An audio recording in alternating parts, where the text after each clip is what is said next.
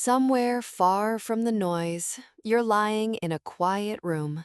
A pale lamplight flickers across the wall, leaving shadows that drift like ink stains on old parchment.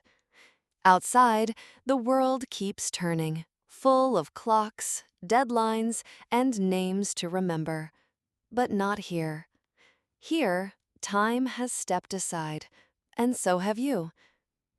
Welcome to the silent, stubborn, and surprisingly strange world of people who escaped from prison, not once, but often enough that it became a kind of secret profession. No, this isn't a story about elite spies or perfectly choreographed Hollywood escapes. This is history, the kind that never made it into textbooks. These are the people whose names don't appear in monuments or memoirs. They simply disappeared. One day they were there, behind bars. The next, nothing. No drama, no hero's send-off, just an empty cell and a warden with a headache. And before we go any further, if stories like this, fragments of forgotten history, strange but soothing, feel like your thing, feel free to tap subscribe or drop a like, but only if you truly enjoy what you're hearing. If it's 2 a.m. and you're half asleep under warm blankets, don't worry, I'm here. Just keep listening. Nobody is born a prison escape artist. But there are some people who make it feel like prison wasn't built to hold them, as though the stone and steel were never quite sure what to do when they arrived.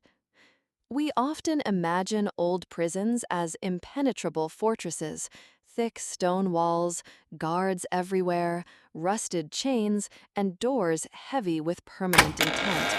But the truth? Most early prisons, especially before the 18th century, were chaotic, smelly, and loosely organized.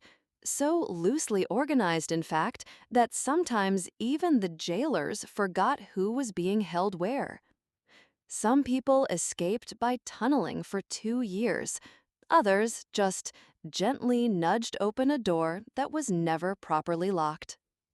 Some escapes made it into poetry and legend, but many didn't. Many slipped away silently. No fanfare, no witnesses. Just a cell that was somehow, one morning, vacant. And here's the strange truth. Most people who escaped from prison weren't geniuses. They were simply unwilling. They didn't have blueprints of the jail, no team on the outside, no hacksaw baked into a loaf of bread. They just had time. You can take away a man's freedom, but you can't take away 10 years of his time.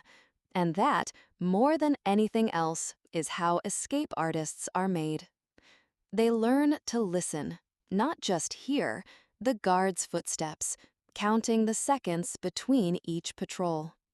They notice that the third stone from the bottom left of the wall holds more moisture than the rest. They don't dig with shovels, they dig with spoons. They don't climb with ropes, they braid together old blankets. Nothing is impossible when you have 10 years, a tin cup, and absolutely nothing left to lose. And then there are the guards. Many successful escapes didn't happen because of brilliant planning, but because the people meant to stop them didn't. Some guards were corrupt, others were simply tired of the whole thing. And nothing opens a locked door faster than the man holding the key deciding he just doesn't care anymore. In some stories, it was the very person hired to keep prisoners inside who slipped them out the back gate, for a handful of coins, for a promise, or just because the prisoner had a story too good not to help. But perhaps the strangest part is this. Some people broke out and then came back. Not because they regretted their crime, but because the outside was worse than the cell. Some came back because winter was setting in and there was a bounty on their head. Some made it 10 miles out before getting chased by wild dogs and realized prison food wasn't so bad after all. Some had spent so long behind bars that freedom felt like a foreign country, too loud, too bright, too open. They came back quietly and knocked on the prison door like someone asking to borrow a bed. And then there were those who never came back. They vanished from the record like a whisper in smoke. Let's begin with a man named Jack Shepherd. He was small, he was wiry, and he had a face you wouldn't remember in a crowd, which, for a thief in 18th century London, was almost as good as being invisible. Jack wasn't born to be a legend, but by the time he was 22, he had escaped from prison 4 times, and the entire city was talking about him like he was a ghost that walked through walls. But Jack didn't have supernatural powers. He had something else, a quiet kind of mischief, mixed with an almost poetic disrespect for locks. The first time he escaped, it was simple. He slipped through a tiny barred window using a nail he had hidden in his shoe. The second time, he used a smuggled file and a blanket rope. The third time, he broke through 6 locked doors and climbed over the prison roof using nothing but a rusted hinge and a bedstead. And the fourth time, well, the fourth time is why we remember him at all. It happened in 1724. They put him in Newgate Prison, the most feared hole in London. Thick stone walls, iron gates, guard towers, chains around the ankles. It was the kind of place that didn't need to threaten you. The smell alone told you you're not getting out. But Jack had other plans. They locked him in a cell called the Castle, the most secure room in the entire prison. He smiled. They chained him to the floor. He waited. Then, late one night, he unhooked a piece of iron from the fireplace, yes, there was a fireplace, and used it to unscrew the iron bar from the window. It took hours, maybe days, he never said. He squeezed through the gap, climbed the prison wall, and slipped into the London fog like a ghost in boots. By morning, all they found was a trail of brick dust and a guard who couldn't stop stammering, "He was here. He was right here." Now, you'd think after all that, Jack would run far, far away, find a ship, start a new life, disappear into history. But no, he stayed in London and started drinking. Within days, he was caught again because he couldn't stop bragging about his escape. He died shortly after, hanged before a crowd so large that the gallows nearly collapsed under the weight of it. And that's the strange part. People weren't angry at Jack. They admired him, not for being a thief, but for being free, if only for a moment. In a world made of walls, he had slipped through the cracks like water. Jack's story isn't the only one.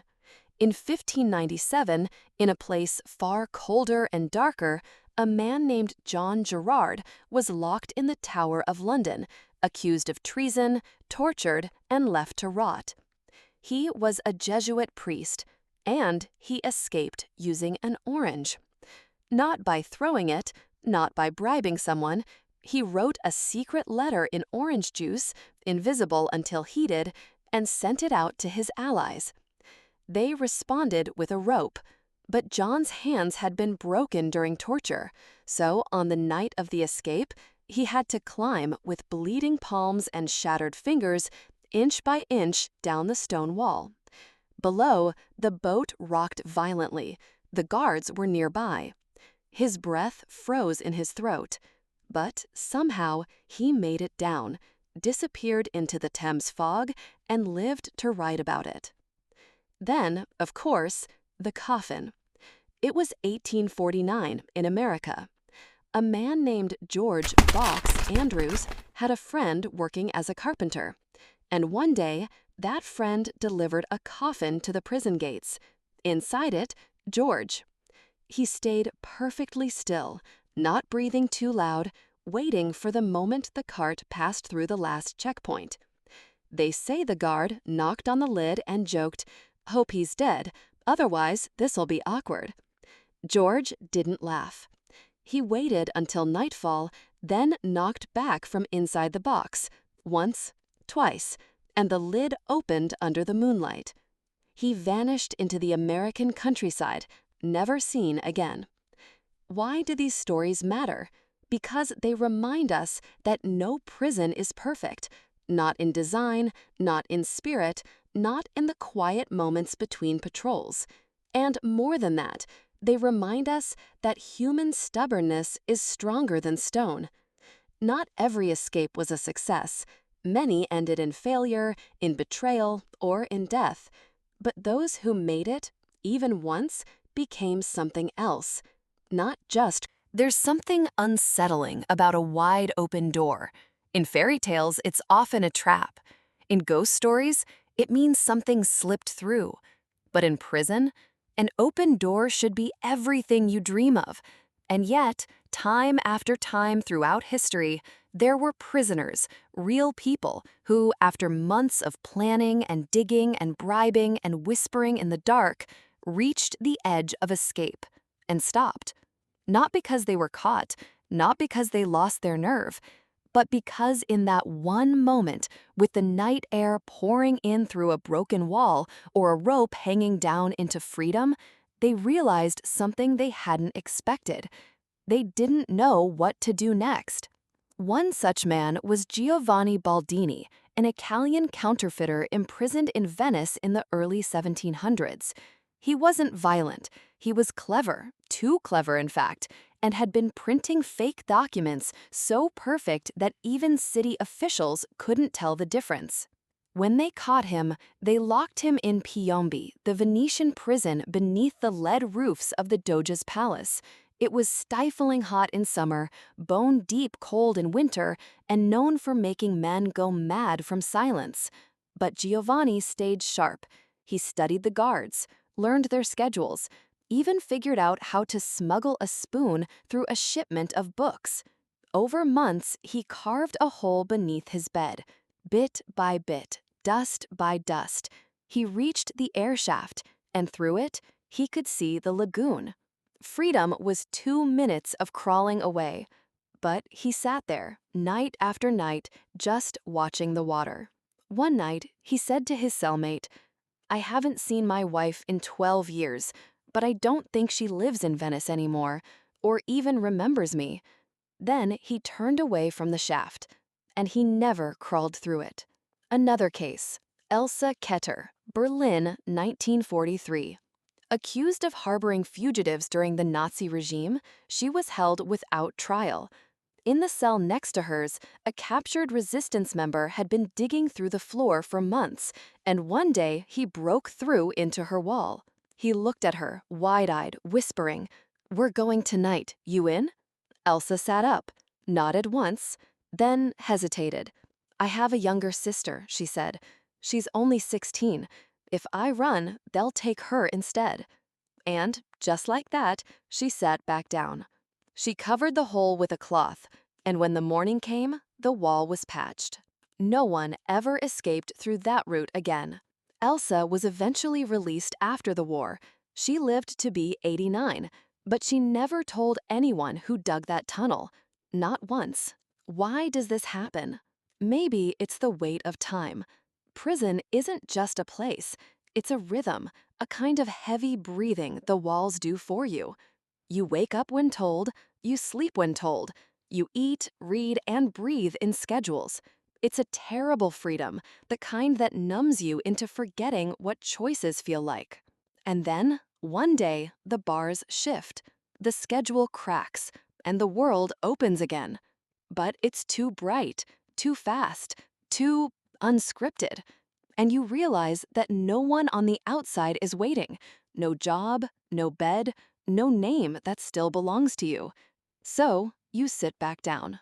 And in that moment, maybe for the first time, the prison doesn't hold you. There was a man in Denmark in the 1800s, a librarian's assistant turned thief. He escaped twice. and both times returned voluntarily after 3 days. The first time, he said he missed the library smell. The second, he missed the silence. Eventually, they stopped locking his door at all. He stayed for another 12 years, filing books in the prison's archive. They say he died with a pen in his hand and a collection of poems under his bed, all unsigned. There's no glory in choosing the cell, but there's something heartbreakingly human in it. We're taught to believe that freedom is always the better choice, but history and these quiet stories suggest otherwise. Sometimes the open door isn't the end of a story. Sometimes it's the mirror. And when you look into it, you see not just the world outside, but what's left of you on the inside. In the next part, we'll look at the prisons themselves, not just the stone and iron, but the strange logic behind how they were built, why some cells were round, why windows faced nowhere, and what it means when your bed is made of salt bricks. But for now, let that image sit with you. A man who carved through 6 feet of concrete and still chose to stay. A woman who gave up the tunnel so her sister wouldn't disappear. Not all escapes are made with ropes. Not all prisons are made the same. Some were tall and cruel, towers of damp stone meant to loom over a city like a warning. Others were low and sunken, as if shame alone was enough to bury you. But the most disturbing ones were quiet, designed not to shout punishment, but to whisper disappearance. Let's begin with Eastern State Penitentiary, built in Philadelphia in 1829. From above, it looked like a wheel, 7 long arms stretching out from a central watchtower. Each corridor was isolated, each cell was soundproofed, each prisoner completely alone. No voices, no footsteps, just the scratching of your own mind echoing against the walls. They called it the Pennsylvania system, a radical new idea. Total solitary confinement would lead to spiritual reflection and, eventually, redemption. Instead, it led to hallucinations. One inmate wrote, "I watched the shadows of my eyelashes on the wall for 3 days. Then they started watching me back." Another tried to carve an escape route into the floor with a spoon for 10 years, only to reach the prison's plumbing system and flood his own cell. When they found him, he simply said, "At least something moved." The prison staff realized too late that people don't break with noise, they break with absence. By the 1870s, the system was phased out. Too many minds had cracked, too many lives left hollow. But the building still stands, cold, gray, watching. Tours are available daily. They say some of the cells still feel occupied. Now, let's travel back in time to Pontefract Castle, England, during the English Civil War. Its dungeons were circular, a detail that may seem charming until you realize what it does to your sense of direction. When you wake in a round cell, you don't know which wall is east. You don't know where the door was yesterday. You don't know where you're facing anymore. You just spin. Add to that the echo. Every sound comes back to you slightly offbeat, slightly delayed, until you're not sure if someone else whispered your name or you did. It's architecture as disorientation. The walls don't keep you in, they just stop you from leaving your own head. Even weirder, moat prisons. No, not castles. Actual prisons built inside shallow lakes, like Château d'If in France or the tiny Alcatraz-like islands in the Venetian lagoon. These weren't built for security, they were built to feel like forgetting. There's something uniquely cruel about looking out from your cell and seeing the mainland, the markets, the bakeries, the ships, everything reachable but untouchable. Inmates called it freedom on the breeze. You could smell bread, hear laughter, and yet be more alone than if you were buried underground. And then there are the salt prisons. Yes, some cells were literally made from salt bricks. In Central Asia, during the 1600s, prisoners were held in deep desert compounds built from local materials. Salt was abundant, stone was not. The result? Walls that dehydrated you as you slept, air that scraped your lungs, water that tasted like memory. No guards had to torture you, the building did it for them. What do all these places have in common? They weren't just designed to contain the body, they were crafted to confuse, to dissolve, to turn time into a slow, humming fog. In Eastern State, you couldn't hear your own echo. In Pontifact, you didn't know where you were facing. In the salt prisons, you stopped sweating because the air had taken it all from you. These weren't fortresses. They were machines. Machines built to erase. Not quickly, but gently, day by day. And still, people escaped them. Not many, but enough. And those who didn't? Some survived anyway, not by running, but by building something inside that the walls couldn't touch. A memory, a prayer, a rhythm tapped into the stone until it became music. Because even in the worst prisons, there are people who learn how to make silence sing. In the next part, we'll step into the minds of the jailers, the ones holding the keys. Not all of them were cruel.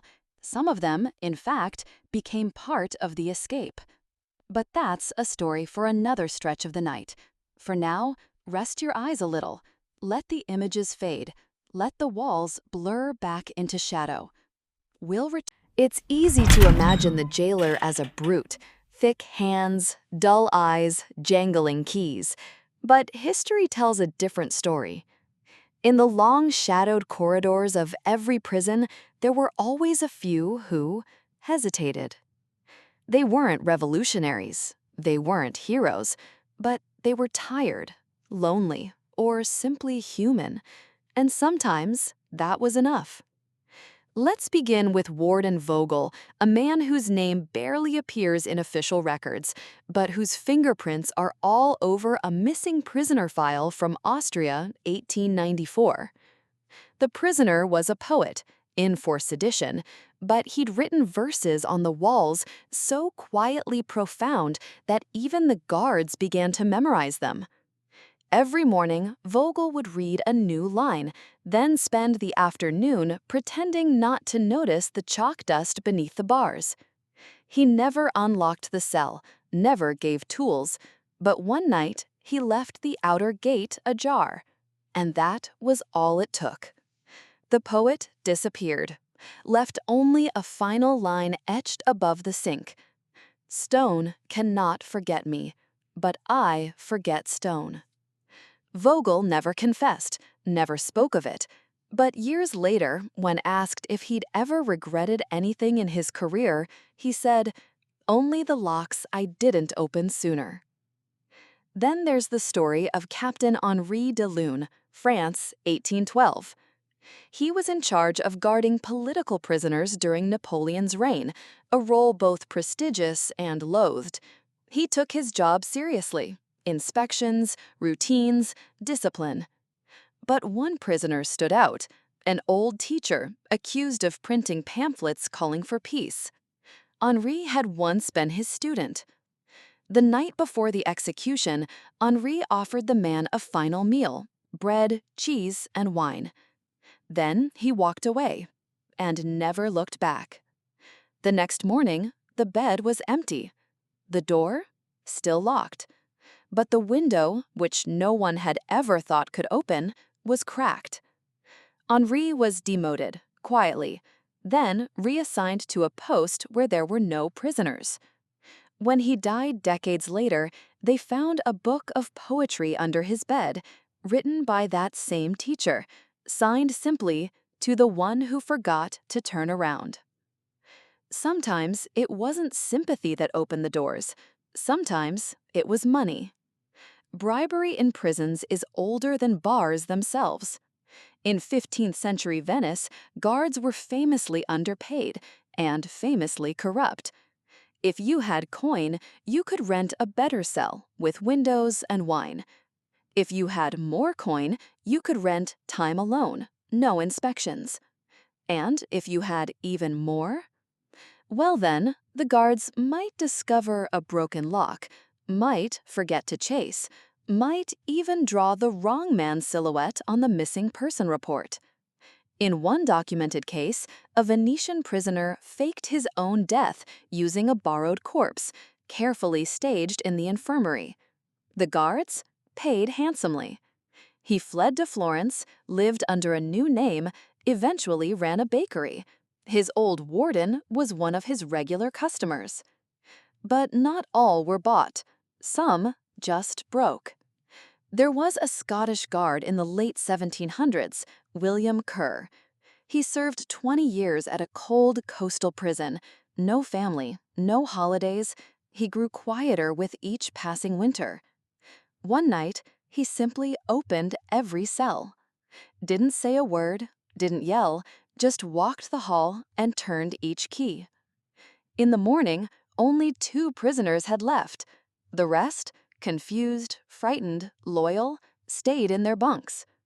William was never found, but they say, sometimes, when the sea fog rolled in, the prisoners could hear a key turning in a lock that didn't exist anymore. What makes a jailer open the gate? Sometimes it's guilt, sometimes it's love, sometimes it's boredom wearing the same uniform for too long, and sometimes it's that strange and dangerous realization. The man behind the bars is no more a prisoner than I am. In the next part, we'll look at the stories of those who escaped and then tried to break back in. Yes, it happens, more than you'd expect.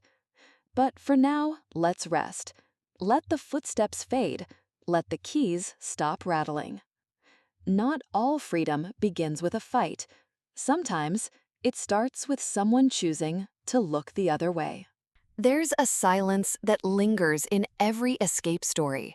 The question left unanswered: what happened next?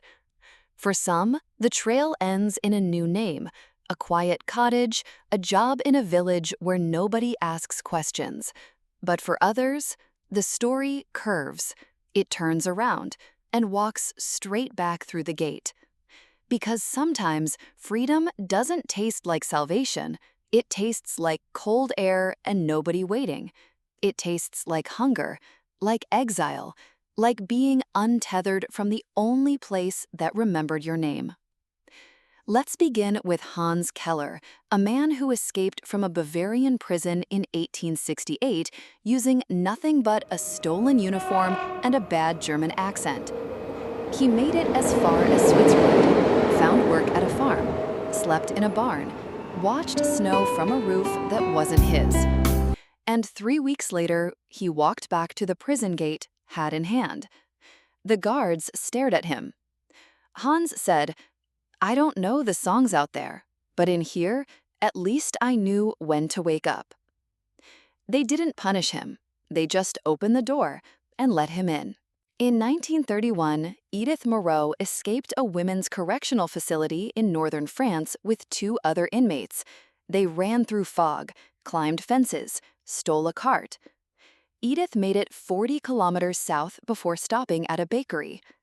She bought bread, handed over too much money, and didn't wait for change. She just stared at the baker's apron, white, pressed, folded at the edges. Later that day, she was found sitting beside a train track, holding the loaf in her lap. The police officer asked if she was trying to escape further. She shook her head. "No, I just needed to remember what the world smelled like." She was back in her cell by nightfall. Then there's the story of Jules. No last name, no record. Only a note found in the logbook of a small French prison in 1883. Scrawled at the bottom of the page, "Inmate returned, claimed the wind was too loud, left quietly." Nothing more, no further details, just that. Why do they return? It's easy to assume fear or failure. But there's something else beneath the surface, something more fragile: structure. Prison is terrible, but it is also known. You know the noise, you know the rules, you know where your bed is. Out there, the wind shifts, voices lie, everything is fast, thin, uncertain. And if you've been locked away long enough, that chaos doesn't feel like liberty. It feels like drowning in air. There's also the matter of identity. Inside, you are a number, but you're someone. They call your name at roll call. They notice if you're gone.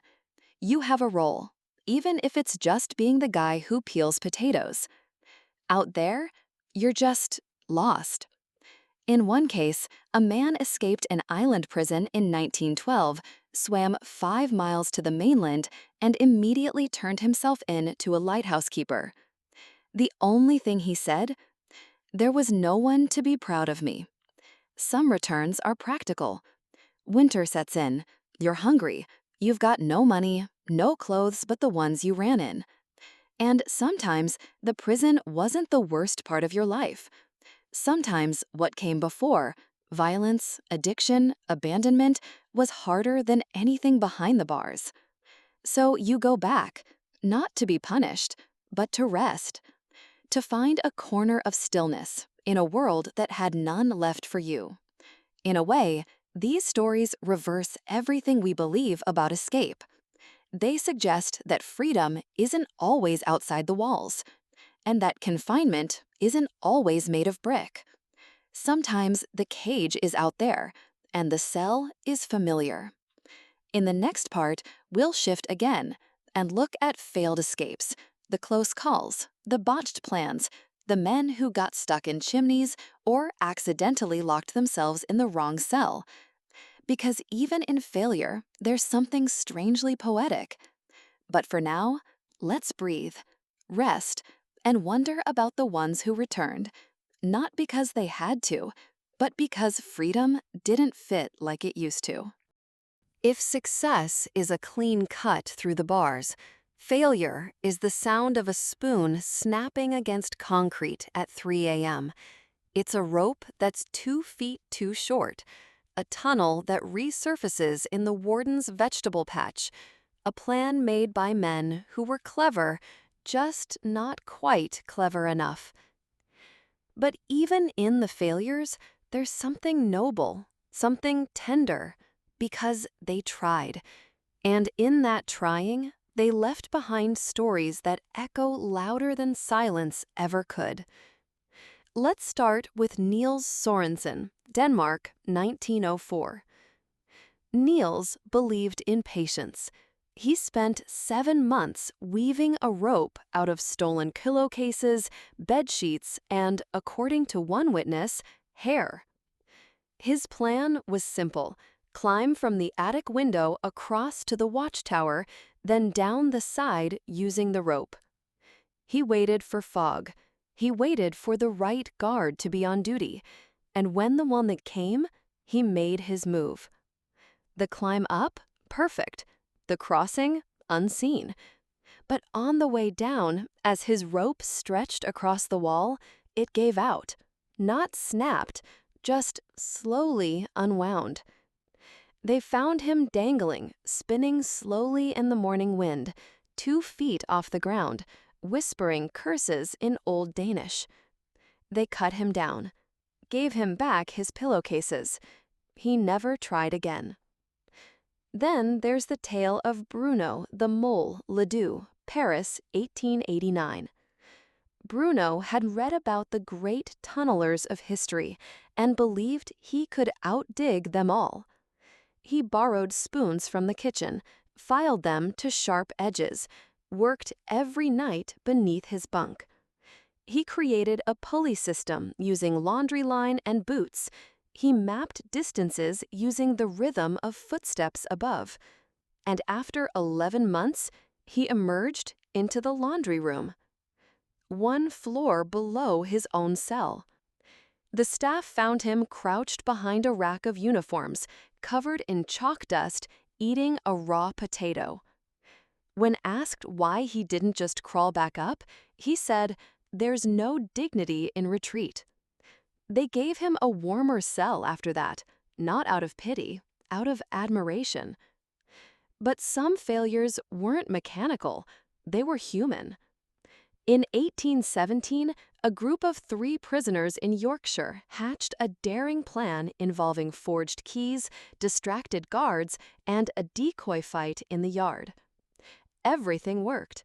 The doors opened, the guards were lured away, they made it out onto the road, dressed as chimney sweeps, covered in soot.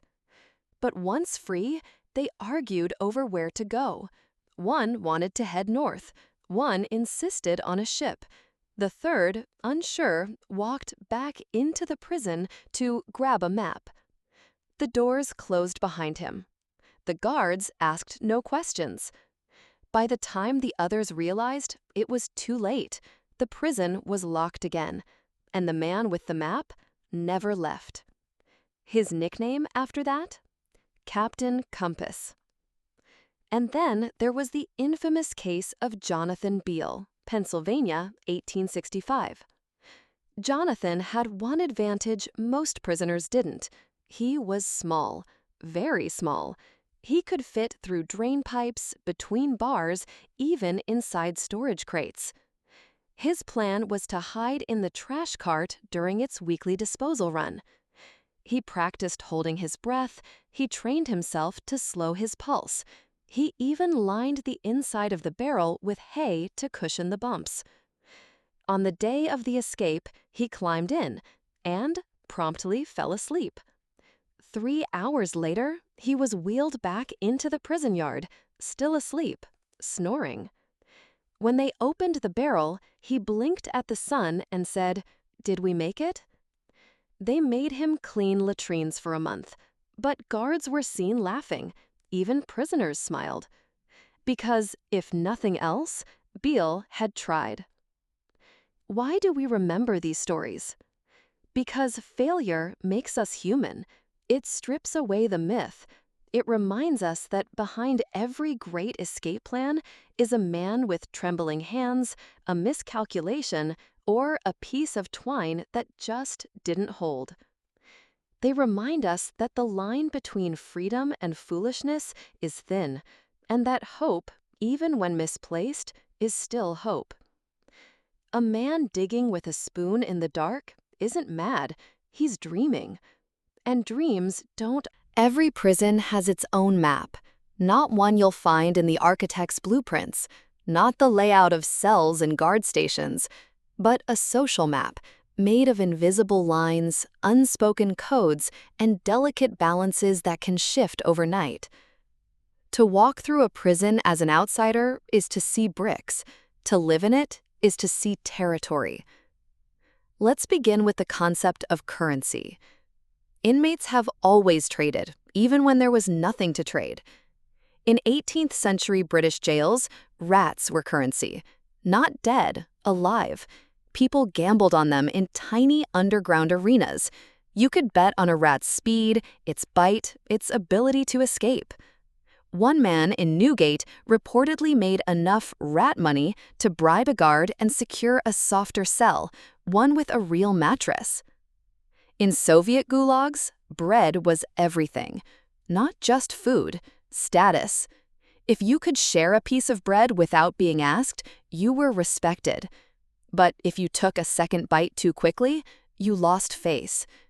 In some camps, they developed a silent ritual.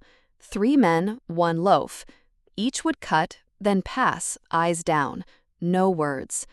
It wasn't about fairness. It was about trust. Trust that the rules, however fragile, still meant something. And in 20th century American prisons, stamps. Before cigarettes became contraband, before ramen noodles became the new king of commerce, there were stamps. They were small, valuable, easy to hide, and somehow they felt like a link to the outside, a whisper that said, "You're still someone who sends letters." One man in Folsom Prison in 1963 reportedly had 600 stamps hidden inside a hollow chess piece. He was called the banker. No one touched him, not because he was dangerous, but because without him, the prison economy collapsed. But currency is only one layer. Then come the laws, not the legal ones, but the internal commandments. Rules like, don't ask what someone did, don't sit in another man's spot, don't make noise during roll call.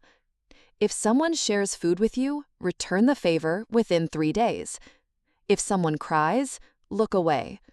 And above all, never touch someone else's wall scratchings. Because those scratchings, faint, crooked, half erased, are sacred. Names, dates, prayers. Sometimes just lines, counting days. Sometimes just a shape, a circle, a bird, a doorway. They're not decoration, they're anchors, and to touch them is to unmoor something fragile. One former prisoner described it this way: the guards gave us rules, but the real ones, the ones that kept the place from exploding, we made those ourselves. And it's true. Because without these invisible agreements, even the cruelest prison can become worse, unstable, like a machine missing a gear. So inmates adapt. They form alliances, broker peace, negotiate silence. Some prisons had shadow councils, older inmates who mediated disputes before they reached the guards. Others had libraries, not of books, but knowledge. If you needed legal advice, someone would send you to the librarian. If you wanted to learn Spanish, you paid 2 soups a week to the professor, a man doing 25 years for fraud who happened to speak 6 languages. And then there's the matter of messages. In the early 1800s, in a Welsh jail, inmates developed a tapping language, like Morse code, but faster. They'd knock on pipes, scratch against bed frames, or tap on shared walls. Each pattern meant something. 2 quick knocks, food coming. 1 long, 3 short, guard asleep. Tap, tap, rest, tap, trouble. And the most haunting, a slow, steady knock that went on for hours. No code, no meaning, just a prisoner saying, "I'm still here." Why do these rules matter? Because they reveal something important. Even when freedom is stripped away, agency remains. Even in the deepest isolation, people find ways to build, to connect, to create meaning. They make laws, they shape economies, they draw birds on stone and invent ways to whisper through iron. Because the human mind, even caged, refuses to stop being human. In the next part, we'll return to the stories, the rare, near-mythic tales of people who escaped more than once, serial escapees, the Houdinis of real life, men and women who couldn't stay caught no matter how many walls were built. Let's begin with Jack Sheppard, a man so notorious in 18th century London that ballads were written about his escapes. A carpenter by trade, a thief by necessity, and a magician by reputation. Jack escaped 4 times from prison in 2 years. Each time, the city held its breath. Newspapers printed rumors. Children whispered his name like a ghost story. In one escape, he broke through 6 iron bars, scaled a 30-foot wall, disguised himself as a beggar, and walked straight past the guards, whistling. In another, he used a nail and a piece of his own bed frame to fashion a lockpick, opening a door that had no key. But it was his final escape attempt that became legend. He'd been chained in Newgate prison, in the strongest cell they had, shackled hand and foot, with extra guards posted outside. And yet, somehow, he got free. Crawled up the chimney, across the rooftops, and vanished into London for 11 days. When they caught him, crowds gathered just to look at him. He was executed at age 22, but not before inspiring generations of escape artists and even Charles Dickens. They say the ropes were tied tighter than usual that day. No one wanted to give him one last chance. Then there's Leonard T. Blake, America, 1930s. a soft-spoken man with a background in locksmithing and, curiously, poetry. Leonard escaped from 4 separate facilities across 3 states. His methods? Never the same twice. One time, he baked a replica hand from soap and shoe polish to fool the guards during head count.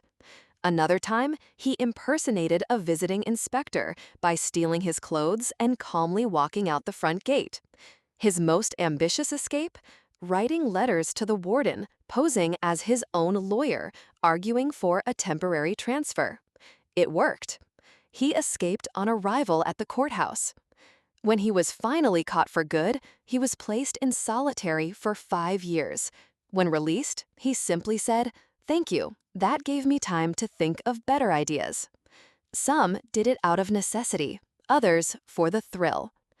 Eva Fuchs, a Viennese political prisoner during World War I, escaped 3 times using nothing but charm and broken French. She seduced a guard, then seduced his friend, then convinced the warden she had tuberculosis and walked out in a fake ambulance. The guards were never fired. Rumor have it, they didn't want to stop her. She later became a stage actress, always playing queens or prisoners, sometimes both. And then there are the quieter ones. Tomás Eladio, Chile, 1960s. No headlines, no drama. Just one man who escaped 6 times, never running, always walking. Disguised as a janitor, a visiting priest, a translator, a tailor, a messenger, and once as a ghost covered in a white sheet. Guards swore they saw nothing. Inmates insisted it was a haunting. He was never caught after the 6th time. Some say he lives in the mountains. Others say he's still escaping from something else entirely. What makes a person keep escaping? It's not always about hate, not always fear. Often it's something deeper: refusal. A refusal to be reduced, to accept that the bars mean the end. For people like Jack, Leonard, Eva, Tomas, the wall is not the limit, it's the invitation. And what's more remarkable, not all of them left bitterness behind. Some wrote letters to guards, thanked those who treated them kindly, sent gifts. Because, in the strangest twist of all, many of the uncatchables were well liked inside. Respected, not for their crimes, but for their spirit, their relentless insistence that they still belonged to themselves. In the next part, the final stretch of this journey, we'll return to the deepest layer. What happens to the mind after the escape? What do people remember? What do they forget? And why do so many who flee dream of the bars for years after? But that's for one last quiet walk through the dark. For now, rest. Let the footsteps fade behind rooftops and broken locks. Let the echo of names like Jack, Eva, and Tomas drift into the still air. They weren't just escapees, they were reminders that the soul, when pressed, finds a door. Freedom is a strange thing. When you finally hold it, it's lighter than expected, almost too light. For some, it brings joy. For others, silence. The kind of silence that lingers in your clothes and curls beneath your ribs. Because the truth is, you don't always leave the prison behind. Sometimes, the prison walks with you. Let's begin with Caleb Dyer, who escaped from a West Virginia coal mining prison in 1902. He made it north, took a new name, married, ran a hardware store. But he never slept in the same bed twice, kept bags packed by the door, listened for footsteps that never came. His wife once asked, "What are you afraid of?" He didn't answer. Instead, he pointed to the window. "There's no lock on the outside," he said. "That's how they find you." He died at 87, still flinching at floorboards that creaked too loudly. Others are haunted in stranger ways.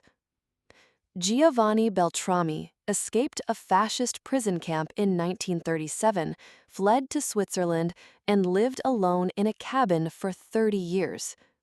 He taught himself to carve birds from wood, tiny things, no more than a thumb's length, dozens of them scattered across his shelves. When asked why he never returned to Italy, he replied, "The sky is wider here, but in dreams, my room is always 6 feet wide."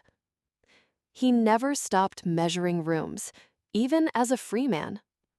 Even Jack Shepherd, whose exploits we remember with awe, is said to have whispered something odd just before his death. "They'll find me again, even in the dirt." Psychologists today call it carceral memory, the mind's tendency to carry confinement, to rebuild routines even after release. Former prisoners have been known to sleep with their shoes on, whisper their prisoner number before bed, count spoons at every meal, fold their shirts into perfect squares, even without a shelf. One man, after 22 years inside, continued knocking on doors before entering his own kitchen. Because the truth is, prison doesn't only live in walls. It lives in rhythm, in habits, in the spaces where you forget you're free. And that's the real escape, not from bricks, but from patterns. But here's the other truth, the quieter one. Some people find peace on the other side, not because the world is easier, but because they build something stronger than bars: a garden, a rhythm, a name that doesn't come with a number. One former inmate described it like this: "I still hear the lock click when I close my eyes, but now it opens." What becomes of the escapee? They age, they soften, they stop running. But inside them, a peace remains sharp, not bitter, not afraid, but alert. A compass that always knows where the wall is and which way is out. So if you ever meet someone who's escaped, truly escaped, from a cage, from a past, from something dark and unforgiving, don't ask them how they did it. Ask them what they carried with them. Ask them what they chose to leave behind. Because escape isn't the end of the story. It's the beginning of learning how to live without permission. And you, what are your walls made of? Do they have bricks or memories? Do they have locks or expectations? And what will you do the day you find a door? Thank you for walking quietly through this strange tale with me. If the silence felt familiar, if the tapping on the wall echoed something inside you, you're not alone. There are many kinds of prisons, and many ways out. If this story moved you, let it stay with you a while. And when you're ready, explore the others waiting here in the dark. There are more tales on this channel. Some are whispered, some are buried. But all of them are open for those who know how to listen. So if you'd like to stay, subscribe, rest, and let the stories find you.